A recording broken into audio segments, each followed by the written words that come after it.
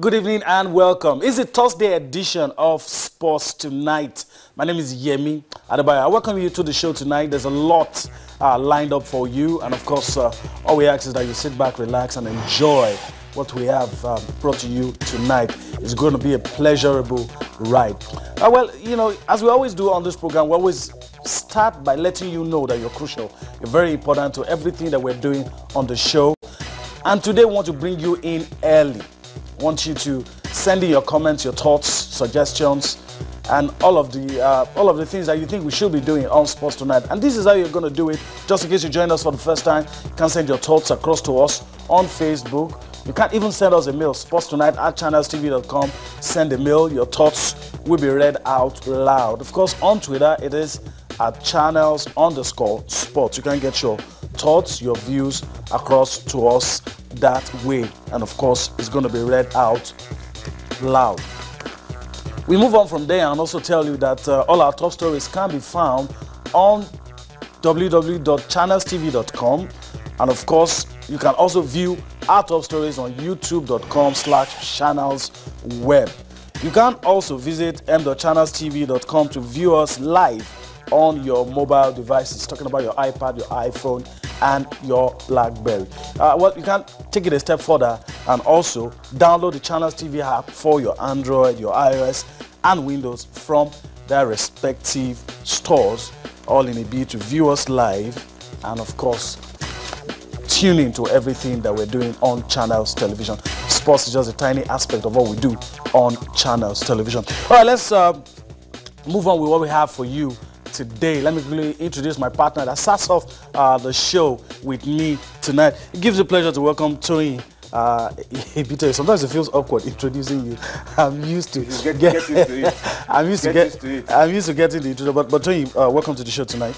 Thank you, Yemi. Thank you. It's a pleasure to be on the show tonight. Of course, you said a lot to talk about. Yeah. Of course, a review of what happened yesterday. Yes. UEFA Champions League, plenty of drama. Some teams are through to the knockout phase. Some are out. Some are outright. And some are fighting to along the borderline. And I think a certain club, English club, and a certain Manchester club are just hovering around the borderline. But it looks very interesting. And of course, today Europa League games have been played. Tottenham Hotspur just picked up a valuable away win, and Liverpool are about playing any moment. Celtic will be involved as well. Yeah, so there's a lot of football going on right now across Europe. All right, let's quickly talk about our national team, the Dream Team. They've arrived in Senegal. As a matter of fact, all the participating teams have arrived in Senegal, and every team seems to now be set for the CAF, the second edition of the CAF Under-23 Championship. Of course, the interest to us, or for us, is that we pick one of the 3 tickets available. Yeah, 3 tickets, automatic tickets available. That means you first have to qualify from your group. Yes.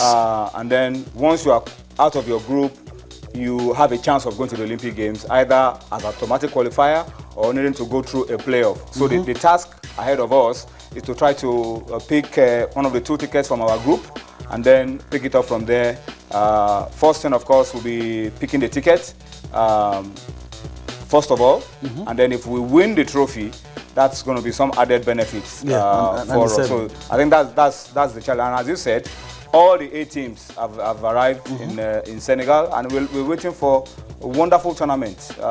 It's a pity that foreign-based players that are qualified to play in this competition that are based abroad, a lot of them are not going to be making it. Could not take part, because it is not on FIFA calendar. So it's an opportunity for those who are here, who are based in Africa, who are based in their different leagues, to go there and show what they can do. So we're hoping that for Nigeria, it will be a very successful story. Senegal early this year was good for us, under 20. Yeah.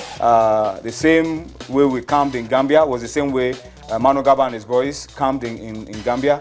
We moved into Senegal and we were able to go to Senegal, take out everybody, and win the under-20. And we hope that Siase and his boys can do the same. Yeah, but let me quickly ask you this before we leave the under-23 and go to some other issues. Well, even the coach has admitted that goal scoring could be somewhat of a challenge. But now that you've seen the final list, now that you know the players that will be on the squad, do you think goal scoring will still be a challenge?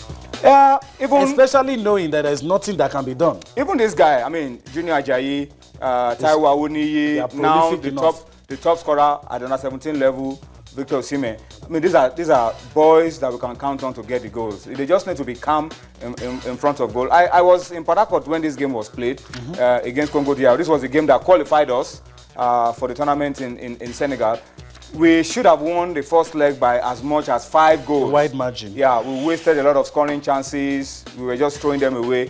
Thankfully, we were able to score 2, but we need to improve on our goal conversion ratio. And I think that's the challenge, as the coach has said. Yes, it's good to create the chances, but it's even better if you put them away. And we're going to be hoping that in tough, and I expect that at this level, it will be very tough games between all of these teams. So it is the team that will take the advantage more. Take your chances when you get Take your chances more, that will have a chance of winning. Okay, all right. We wish the Dream Team 6 the best of luck when they take to the field. They're already in Senegal, all the participating teams already there. And when they play their first game against Algeria. Mali. Okay, against Mali. Our first game, Mali. We're hoping that they will get the victory. And of course, when you start the tournament by winning, it puts you in a very, very good position. And of course, from there, get to the last 4, get to the final, and probably go on and win that tournament. Quickly, Tony, let's leave the under-23 and go and talk about, well, we already know the winners of the Federation Cup, but the news is that they were well received by the sports-loving governor of their state, talking about the Akwa Ibom State Governor, Udom Emmanuel, and commended them for putting Akwa Ibom on the map. They were well received. But interesting for me is the captain going on to say, we appreciate this, but we promise you we're going to go all the way and give it the Confederation Cup. And wow, that's a huge promise. Is it not too early to start? That's a huge promise. There's always a turning point in the life of a club. Maybe this is the turning point for Aqua United. They got to semi-finals a few seasons ago, lost to Warri Wolves in the semi-finals, but this time they've done 2 better. Getting to the final and winning it. And this is the first time Akwa Ibom is winning anything of note, any major football trophy. So you see what it means to the governor, you see what it means to the people of Akwa Ibom. Yes. And they have invested massively in sports. And I think we should commend them. Yeah, Governor Gosolo Pabio built a fantastic edifice comparable to any world class anywhere in the world. And these investments are beginning to yield results for me, because the time that the league management company ordered that Aqua United should stop playing at their old stadium and move to the Nest of Champions, little did they know that they were being prepared to be champions. And it coincided with a good run. They coincided with a good run. They didn't lose any game there. They were able to play expansive football. They were able to take advantage of a fantastic facility. And so when they came to Lagos, they were playing. They were used to playing on big pitches and playing expressive football. Natural to them. So I think it played a key role in helping them to become Federation Cup champions in Nigeria. But as you said, this is just the first step. This could be the turning point. We've seen clubs win continental tickets, and then the next season, the weight of expectation to combine continental football with domestic football gets too heavy, and then they crack and they go down. It happens over and over again. For Aqua United, they need to recruit well. They need depth in squad, so that when players are playing on the continent and are combining it with games on the domestic scene, they don't fag out, and they are able to remain fresh and have a lot of options that can come off the bench and give them that push.